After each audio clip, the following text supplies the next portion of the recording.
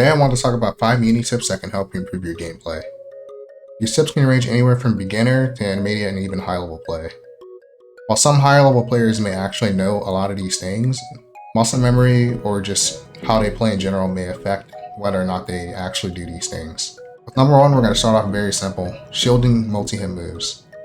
This is something I see a lot of newer players and sometimes even more seasoned players miss out on. Lots of moves, especially EX ones, are susceptible to bleeding grid when shielded, while chain shift can make multi-hit moves scary to shield.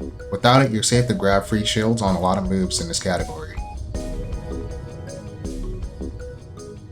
Unless of course you get a little too mash happy and end up green shielding at the end of the move. Tip number 2 is a lot trickier. This one's about optimizing CS usage. A lot of people often default to DP when seeing the red mist during CS flash, but if you pay closer attention, you can get more damage in certain situations. If your opponent is assaulting, you can stand shield if you notice they're already pressing a button, or if you're confident, anti-air, and go for a non-confident confirm. In the case of seeing assault and you're not very confident, ADP is usually a good answer to most assault jump-ins. I use usually kinda lightly. Another common miss is when people see the start of throw. They're often DP, but any character with a strong jump-in option can opt for a full combo in those scenarios.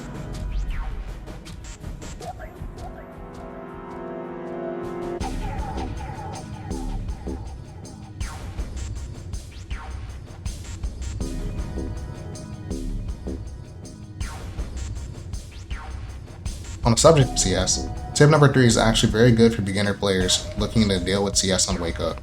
If you notice your opponent has CS as you're finishing your combo, you can stand right outside of throw range and mitigate their wake up CS options. By removing wake up throw, characters with slower buttons can really struggle to take advantage of CS on wake up, forcing them to gamble or simply give up their turn.